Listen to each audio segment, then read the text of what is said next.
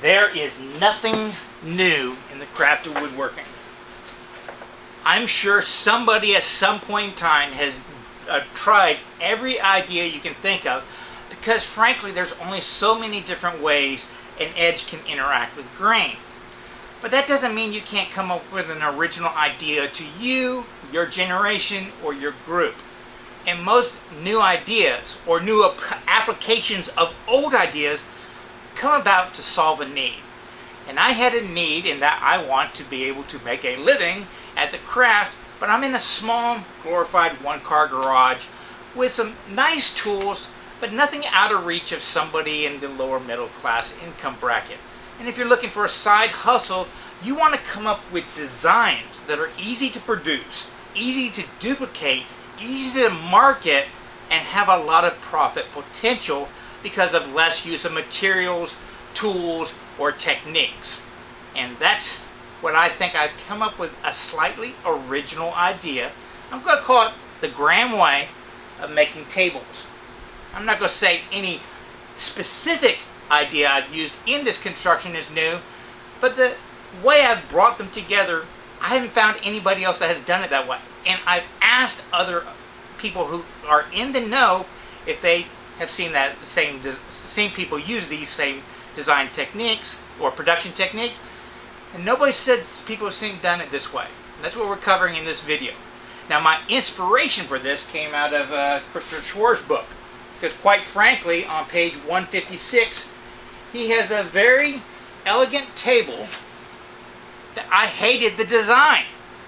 I like the function of it. I like the use of materials, but the design where the joinery was shown, and me knowing wood always moves, that joinery will not stay consistent, I did not like it. But I also saw another picture in that book where he had a three-legged table where all the joinery was hidden. And that's when everything clicked for me. How to make a production table with very few joints, very few parts, very few techniques in a small shop. So we're going to explore that original prototype idea in today's video.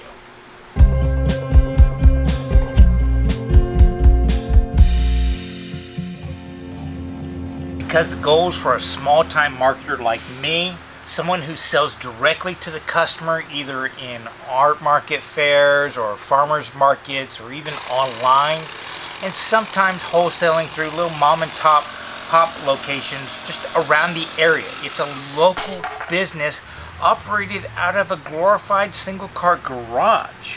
Any goals for products I make are kind of molded by that little niche of a market. And the idea of having a single product that can be marketed in each one of those areas, yet specialized for the customer, almost customized for the individual customer, yet kind of standardized in production, I mean, that's the big goal.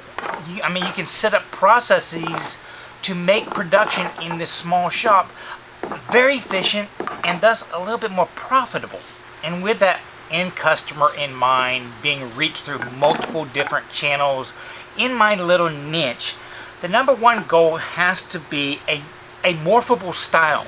Something that'll fit just as well in rustic chic as it would some kind of really clean Scandinavian design, if only with some minor changes and maybe a different, color option.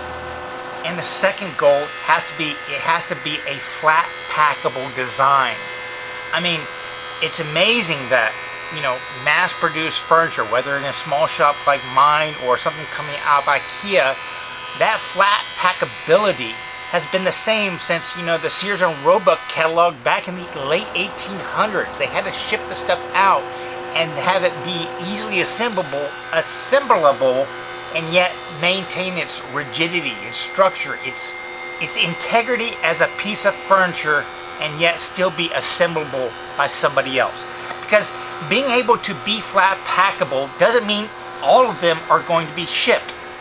But having something that can be assembled on the spot means somebody like me selling out of a farmer's market where we have a 10 by 10 booth, I can actually bring more product to the market, bring a greater variety of product to the market, and still be able to display it in my booth. I mean, I work in markets where people sell, rustic furniture, farmers, like farmer tables, that kind of stuff. In fact, Jimmy DeRessa's brother, it's widely known that he sells those kind of large tables at the weekend flea markets he attends to. And if you've ever seen people having to transport those tables to the market, well, they're transporting them fully assembled. How many tables, farmer house tables, can you fit in the back of a pickup truck? How many can you display in a booth? I mean, they're stacking them on top of each other. Now imagine if you could separate off the legs from the table. Just have 6 or 7 tabletops stacked on top of each other, maybe with a slightly different border edge treatment or something like that. And then maybe have 40 or 50 legs available to put with those tables, each with a slightly different variation. All of a sudden, you have dozens of tables that you can potentially sell all in a very tight package. Maybe with one of the tables assembled so people can see the final products, dimensions, proportions, that kind of stuff. And yes, having it flat packable means that somebody could buy it online and you could put it in a small, well-insulated, well-protected box and ship it out for a lot lower cost than a full table. Obviously, you're not doing big farmhouse tables that way, but a little side table or something like that. And having a flat packable design, imagine this. Somebody buys a table, it's standardized, flat packable. They come back to you later. Hey, can we add an extension? Can we add a shelf? Can we add a drawer? And you're able to supply that so it fits perfectly? More benefits. So as strange as it sounds, a lot of the design application is towards reaching that flat packable aspect of the product for this kind of niche market. And part of that is my third goal. I want to be able to batch these things out. Being able to store them after I produce them in my glorified one-car garage. I mean, how many tables can you fit in your garage after you build them before a customer picks them up? If you have to have a place to store this stuff. Without that, I mean, you can't batch produce stuff. Well, that flat packability will allow batch production. It also means having interchangeable parts, interchangeable aspects, which just is an added benefit for your customer because they can customize it for their desires. It also means we are seeking a limited number of parts that require a limited number of steps and a limited number of joints with a limited number of tools. Because we want to lower our investment costs in both time, labor, and material requirements, consumables, that kind of stuff, and tool requirements. All of that gets down to the bottom line of profitability in this tiny, tiny market. And finally, I do like that idea of expandability. How a customer could buy one thing and then add to it at a later date. Or if you are at a farmer's market, somebody buys a table, you can say, you want to add a drawer to that? I can add that to you in about 10 minutes. It's all ready to go for you. And when the final product ends up, it doesn't look like it was a parts interchangeable assembly line production. It looks handmade, custom made, just for them. So what I've just done is processed a bunch of 2x10s and 2x12s, kind of my preferred material for shop equipment and making prototypes and stuff like that. I basically took the edges of those pretty much flat sawn boards and cut off the stuff that was either quarter sawn or rift sawn for all my the table top, leaving that center section out there that I then glued together for my leg blanks, because grain direction really doesn't matter with them because I'm going to be turning them. Now this will create a very stable tabletop when you glue them all together, but some things that I do that I don't see too many people point out is when you're processing them, I only process the bottom and the two sides before the glue up. I leave the tops rough because I know I'm going to have to even them out anyways. If I were to process that before the glue up, well then removing even more material. And if I'm trying to get as much of that 6/4 rough lumber, and right now I'm down to about 1.25 inches on each one of these, well then why double up on the step? Just smooth out the bottoms so that when you glue it up you can make sure the bottoms are all level, and then the differences between them, because a lot of the boards are going to be bowed on them, so you have to remove a little bit on each side to get them even. Well, the differences will even out whenever you run the flattened bottoms of the glued up material through your thickness planer. But before you glue it up, you really need to make sure that you get the grain direction going right. A lot of times I'll put arrows on them, so if I get all the arrows going in the same direction in the glue up, I know that if I ever take a hand plane to it, I'm not going to be getting tear out on this board and not on this board, and vice versa. So I end up using all of the 2x12s, but I'm selecting the quarter sawn and rift sawn for the top and using the other material in places where the grain direction doesn't matter as much. And then I also made it 2 cleats for each side, for each end. Now the crux of building this simple, inexpensive, joined table is going to be in these cleats, or I guess a better term would be called battens. We are going to use a dovetailed batten setup, and this has been time-honored setup in table design, where you put a sliding dovetail so you can slide it in through the base of the material and then glue it down. And theoretically, because the cross grain action, the battens will keep the tabletop flat, prevent it from warping up and down. It's the same reasoning why they put breadboards on the ends. It's a cross grain action, but it is a cross grain action. So there are going to be movements. Now, as I discussed in my inspiration, I thought seeing those dovetails on the side was kind of ugly, and they're only going to be perfect a few times a year. There's always going to be a gap. They're either going to be recessed or protruding depending upon the season. Or you might glue one side over here so it's always perfect, and then the other side will be doubly as gappy because it's moving along the entire length. But what's going to make my system unique, and it's something that, you know, I've been researching this for several years now. I did my first full-blown sketch of the design back in 3 and 19, and I'll even include that sketch down in the description here. I've also been looking in books and stuff like that, and you know, about 3 or 4 months ago, when I was getting serious about making all these tables for the shop and using this as an experimentation, I started reaching out to a lot of experts in the field, people who studied this style of vernacular furniture, and asked them, have you ever seen anybody join a tabletop like this, or even a chair or a stool? And nobody's really seen it. What's going to make this unique is I'm going to capture the dovetail in the middle of the board, so you will not see it from either side. It is going to be solid. And I know of several different ways of doing this in a small production run, and I'll discuss those in the next video. In this video, I'm going to do it mainly by hand and cutting the sliding captured dovetails. And that's going to be the Graham way, using a sliding captured dovetail. Making the dovetails on the battens meant first figuring out how deep the dovetails needed to go. And the general rule of thumb is about 1/3 of whatever you're sliding the dovetails into. So I'd mark that out on that, transfer the line to the batten, and then I set my table saw. Yeah, I'm going to use a table saw for the long rip cuts because that's what that tool is meant to do. I set my table saw with my dovetail marker to 1 7 degrees. In hindsight, because this is pine, I should have probably done it at 1 9, but I had my mind thinking, you know, Texas hardwoods whenever I do production runs, so that's why I went with a more hardwood-based 1 7. And then it was just a matter of making those rip cuts and ripping off the sides to create the dovetails.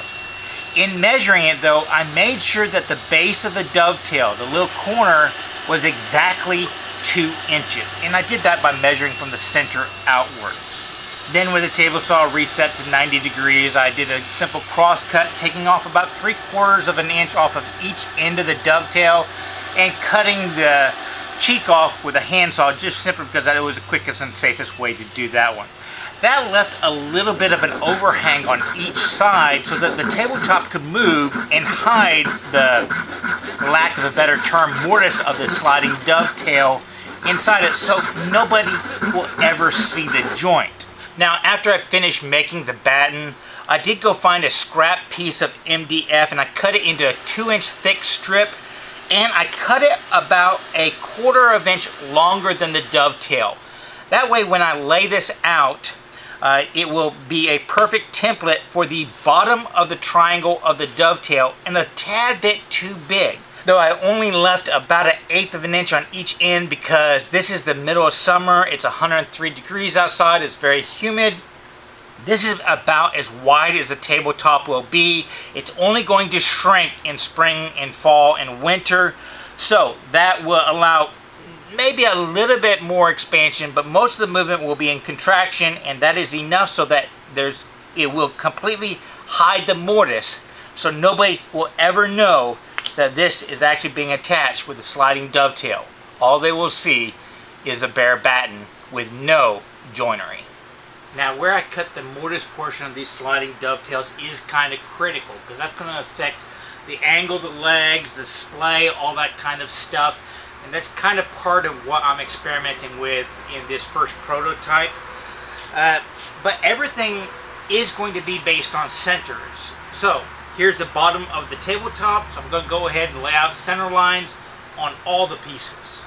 Now, design is somewhat subjective, and I'm not going to ever pretend that I'm a great designer. I tend to fall back on rules quite a bit.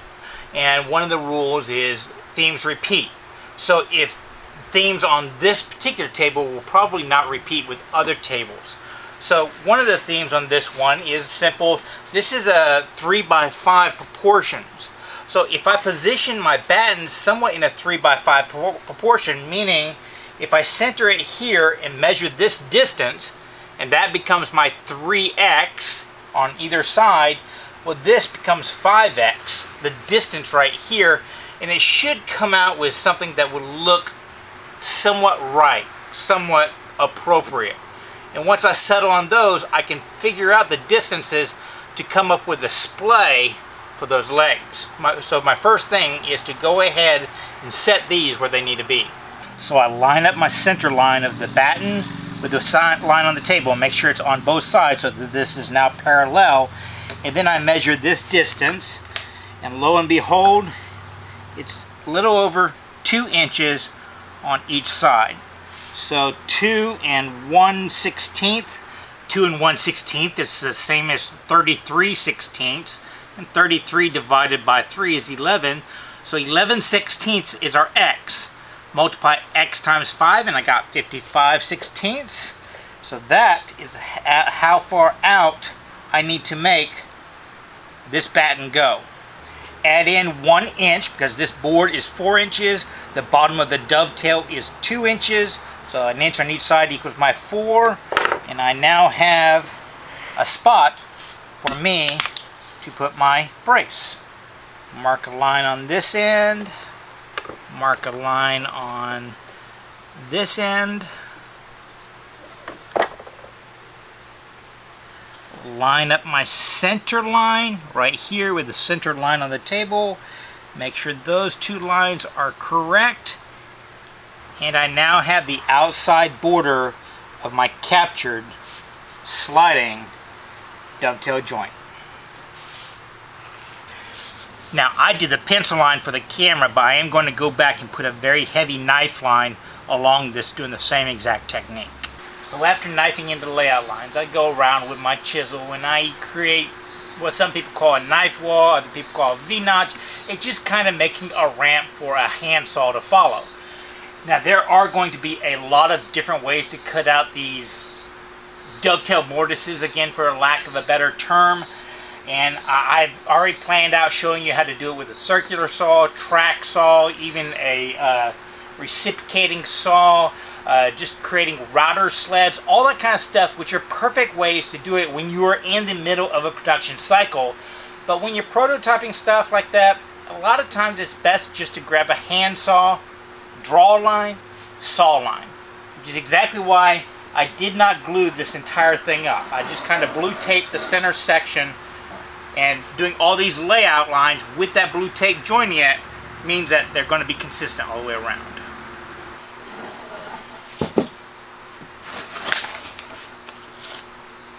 So now, using the same marking gauge I used to set up my table saw, I can now lay out the lines for these dovetails. Again, marker line, saw line. And the baseline is just going to be taken directly from the piece.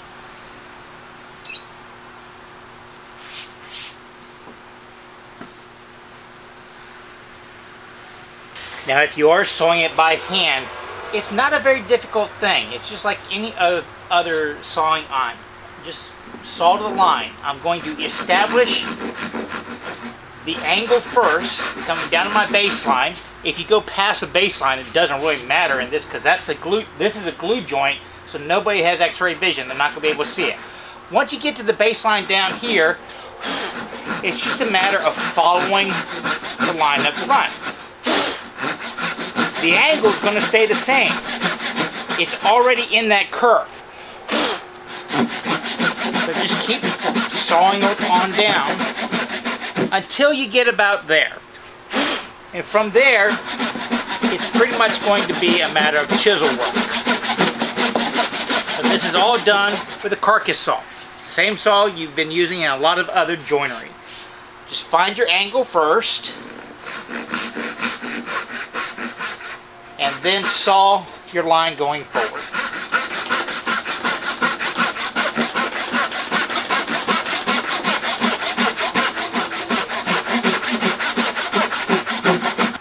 Now, I will admit that with a shop build coming up, I'm going to be doing a lot of, interior drywalling and stuff like that. So I picked up a new tool with the idea in the back of my mind that I might be able to use it in joinery. And this is a perfect example. Y'all see these newfangled things? Well, instead of chiseling this down, no reason I can't just go right straight in. Race it on my chin, line up the line, and let's see what happens. I got blue tape for my depth.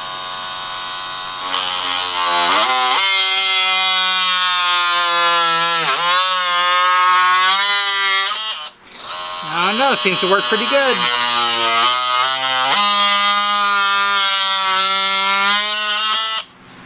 Voila. Shoot, maybe I can get the angles too. Let's see, if I slide it in down here, that'll get that angle lined up. Figure it out on my chin, walk it over, let's see.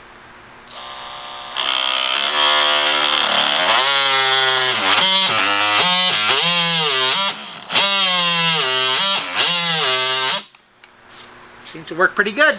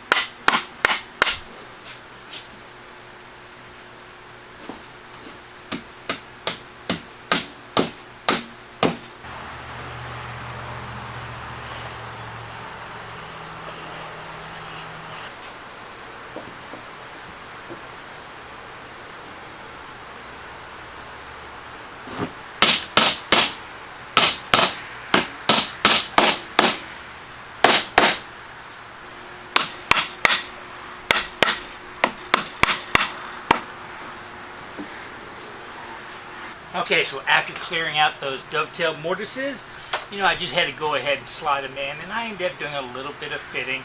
Mainly, the biggest thing I found was that on the dovetails, if I cut that corner right there with the block plane, so it's that just one little triangle point wasn't as tight. They slid together so much easier. I guess there's some crud in the corners of the Mortise that kind of skipped over. But because I have a little bit of gap at the end of each one of these, I really had to depend upon the center line I drew at the very beginning to line up with the center line on my table, because the joint is not the center.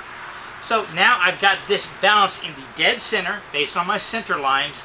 So this is what I needed in order to figure out the splay and length of the legs. So now that we're talking about legs, let's go ahead and turn those.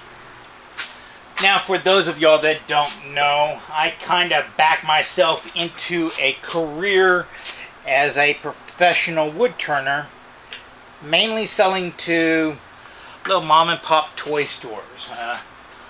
Strange as it sounds, the majority of my income is making little wooden tops. Well, at least until 2020. So turning for me is going to be the most efficient setup. I have the tools and I have the skill to do that one. But those of y'all that don't have either of those yet, turning around tenon can be done with just any number of tools. And I'll cover a bunch of them in that second video where we start talking about batching out these tables. But the simple rule of, sawing to the line comes to mind. Just draw a circle of the diameter you want, hand saw out the majority of the ways, chisel the rest of it, then take a piece of sandpaper and just round it over. You'll have your tenon. It's not that big a deal. There's even ways to do it with a handheld router and a drill if you want to go that route for batching stuff out. And we'll cover that later. But for me, turning is the easiest way to do it. So the first step is I'm going to turn the tenon to the exact diameter I need. Then I'll simply turn the transition from the tenon to the rest of the leg first. That's so I can get a nice clean edge right there. And then I'll turn that tenon to the desired thickness. Now for this particular example, I'm using a 1 7/8 inch Forstner bit. That's what's going to drill the hole on the table, and that's where I'm coming up with this size. But before the production units, I do feel that I need to get a little bit bigger Forstner bit. I'm just going to have to buy that one before we do that video. And it's just kind of a trial and error. I drill a hole in the board and then I kind of go back and forth until it fits perfectly. At which point I'll turn the rest of the leg, and because this is a prototype, I'm going to play around with one of the weirder designs I have in mind. It's a little bit of offset turning where I can maintain some flats and actually, instead of tapering down, taper up.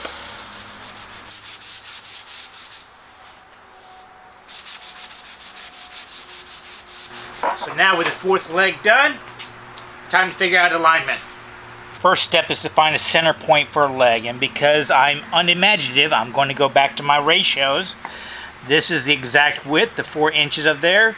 So if I just put that in the corner, draw an X from either side, I end up with a cross point right there. So that's where the center of my leg is going to go. Now, what I think I want is a splay that doesn't go straight out to the corner, but an even amount on either side, so that there's a little bit more overhang from the top down on this direction than there is this direction. Meaning I want the foot to sit maybe 1 inch back on this side, maybe 2 inches back on that side. So what I think I want to do is connect the splay from this corner to this corner and not that corner, and that should give me my angle. So what I'm going to do is I'm going to take my center spot, go down to the corner of my batten, and draw a line. And that should be the angle I want to hold at. And if you do the layout line correct, they should cross right at your center line of your table. I'm pretty much perfect on this side. I'm about a 1/16 of an inch off that side, but that's close enough for this piece. So now I don't have to worry about this angle right here, because I can just line my drill up right in line with that line right there. The only angle I have to worry about is this one right here, because I want to get centered on the dot and right within the sides of each one of these. So here's how I'm going to figure out that angle. I balance the stick straight up and down with the square right here. This is 24 inches, and that's the height of that the leg needs to be according to my math for this particular shop appliance. So I'm marking that. So I've got my height, I've got my angle straight up in the air. I just need to come in about 1 inch, and I'm just going to guesstimate that space. I'm going to place my leg right where I want it in the center, and I'm just going to lean it over to about that inch and then set my bevel gauge. Now, is this going to be perfect? No, but what it is going to be is consistent. So all the legs will be at the same angle, so it should look okay and get me within a few degrees of optimal. Now, obviously, when you're doing a production run, you would figure out a jig, and this would be done on a drill press, or I would position a block with a hole drilled in at that exact angle, and it's hollowed out in the middle. So I would put the drill bit through here, attach it, put the block down, and then drill through. There's a lot of ways you can make jigs to do this kind of stuff, but when you're prototyping, things get done freehand. So I'm going to get the drill started.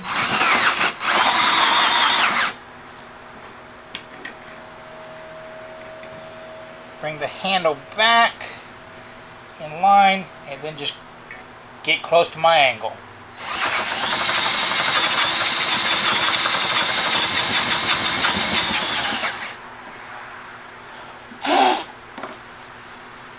And what I'm actually doing is I'm lining the seam up on my drill with that line right there, and then I'm eyeballing this line with that angle.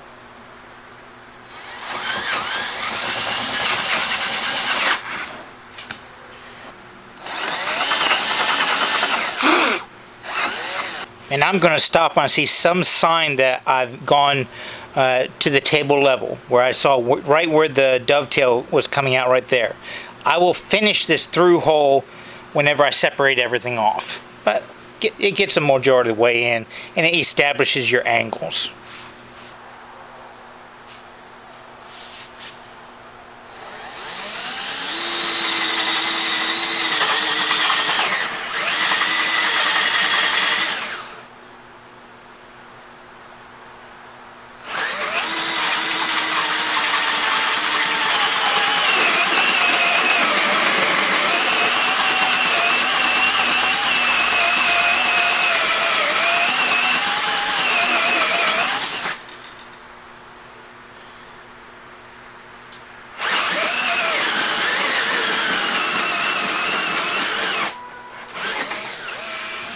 With that, all the hard parts are done, along with this battery. So now it's just a matter of disassembling it, finishing cutting these through the battens, and then a little bit of make pretty and shaping.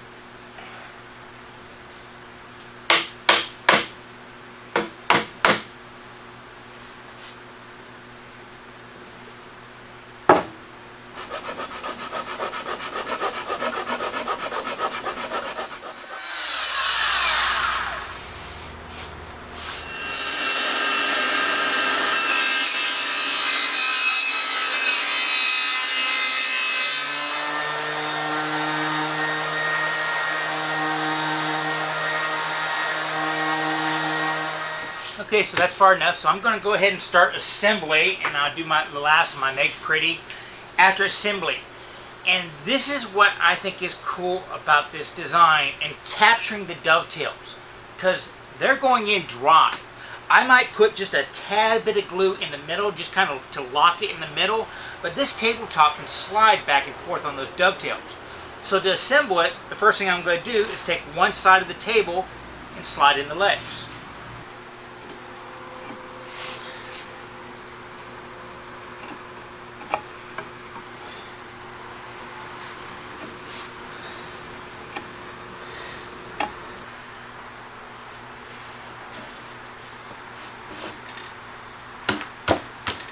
Now that these are dry fit, I'm going to glue in the tabletop.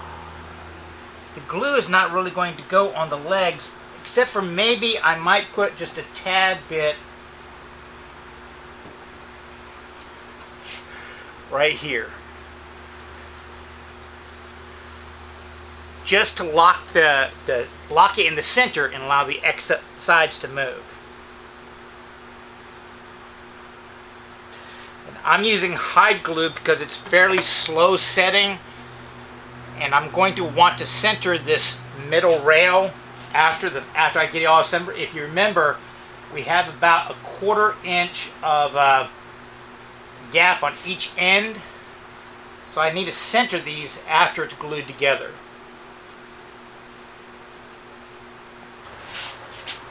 Now to drop the other side on.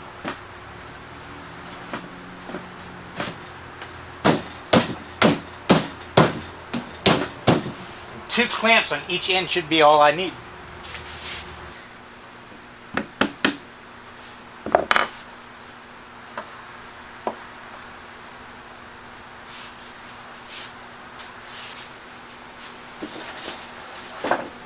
And that's it. I don't think I've ever had a table glue up that easy. All that's really left to do is a finishing up. Then I'm going to cut the legs to my desired height, and then we will kind of critique how this prototype went.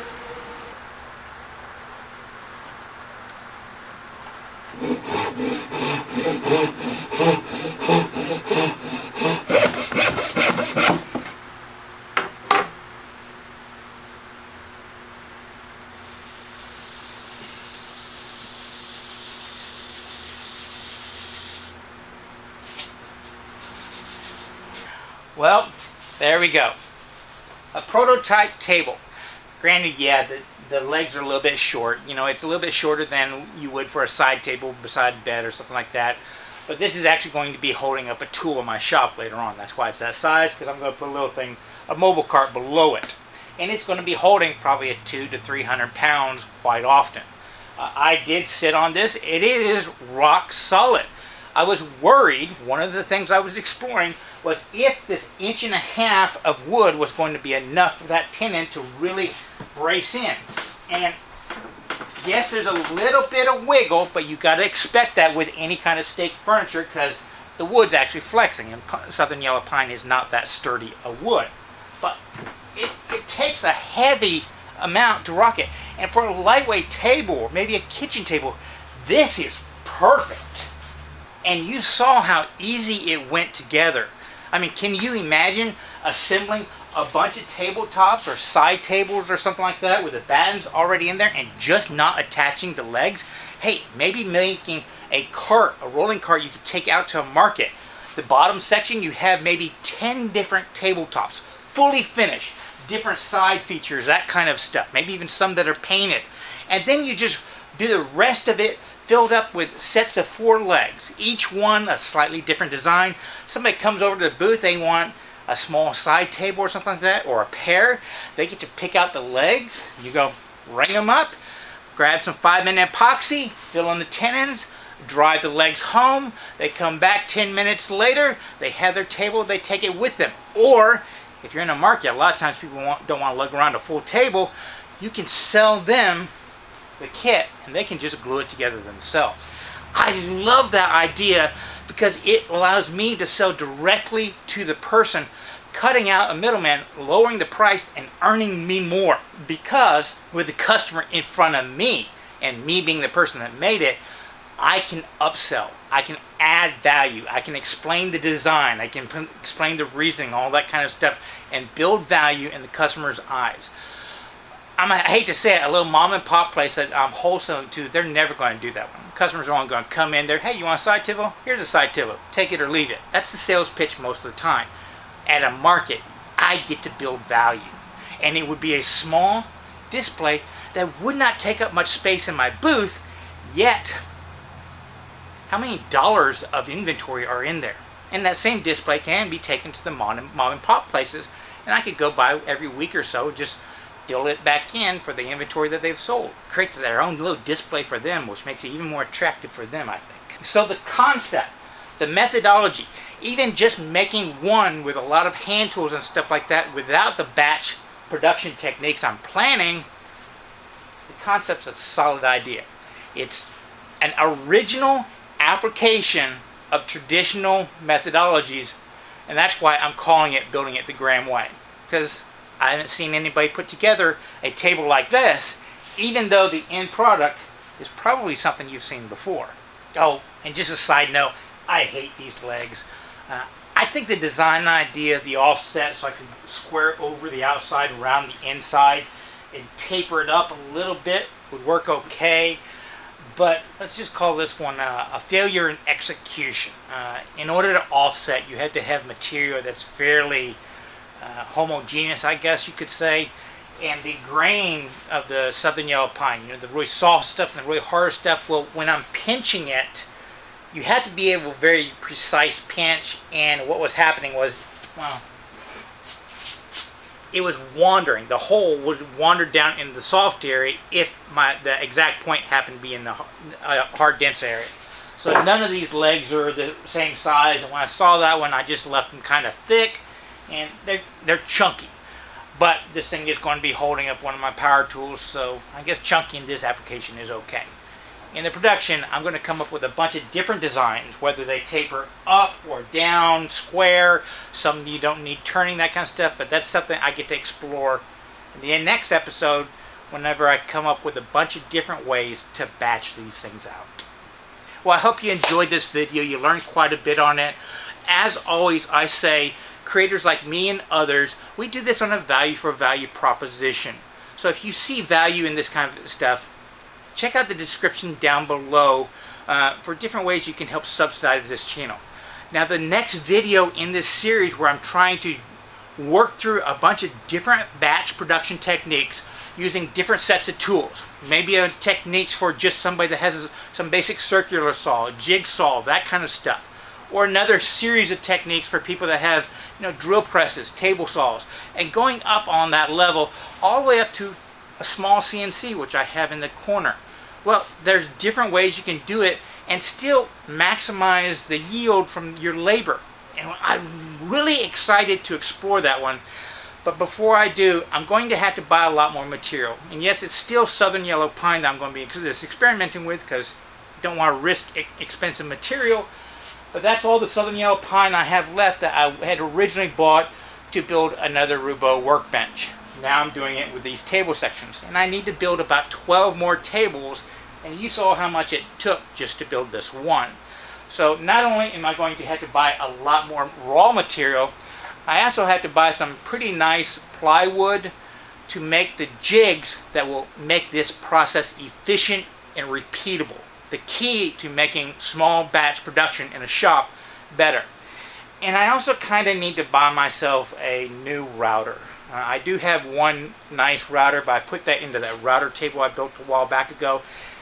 And I'm going to be using that router table in some of the processes, so I can't be taking it in and out. So in order to do production sets for somebody that's just got powered hand tools, that's a tool I'm going to have to buy, and I need to buy that before I make the next video.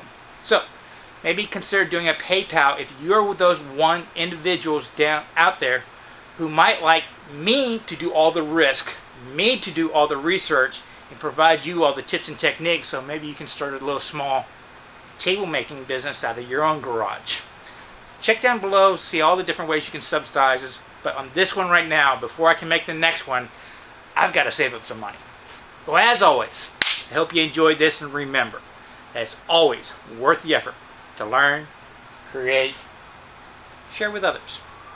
Y'all be safe and have fun.